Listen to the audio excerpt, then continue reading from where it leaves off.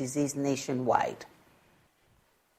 It is estimated that the national adult HIV prevalence stands at 1.66%, with a total of 354,927 individuals living with HIV, consisting of 330,250 adults and 24,712 children. In the Greater Accra region, Accra Metropolis has the highest number of people living with HIV, with a total of 8,112, which is a stark reminder of the agency with which we must collectively act to address the issue.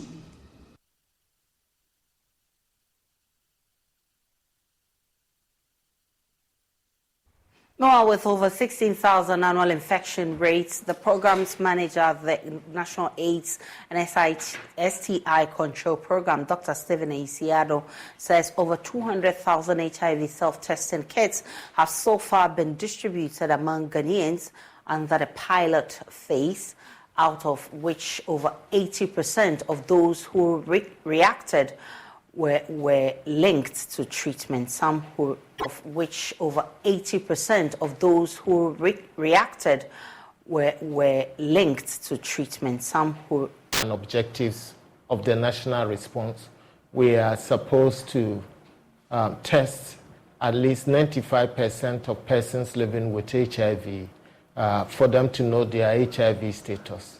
And having been diagnosed, we expect that those who have been diagnosed, at least 95% of them will be given antiretroviral treatment and supported to achieve viral suppression. That those who are virally suppressed should be 95% of those who are on treatment. Now, currently, we have achieved only 72% of the target for testing. 72% of the target for testing, which means that the 28% who live with HIV in this country do not know their HIV status because they have not tested. And that percent who live with HIV in this country do not know their HIV status because they have not tested. And so you have young women and men, doing sex work on the internet, in our streets, all over the country. That is one.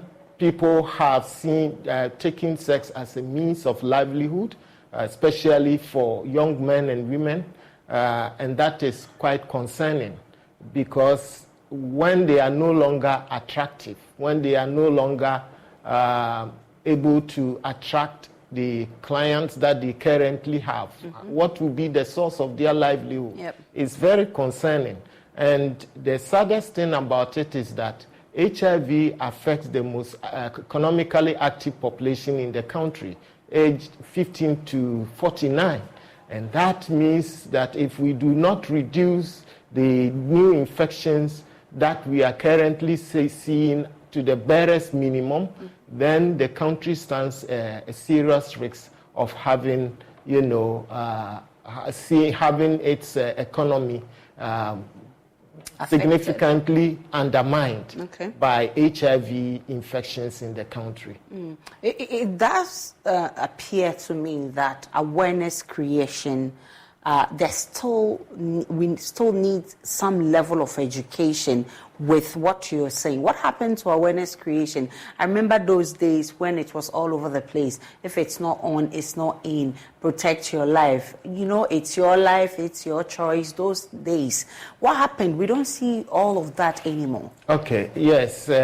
We don't see those old songs now because the HIV has evolved.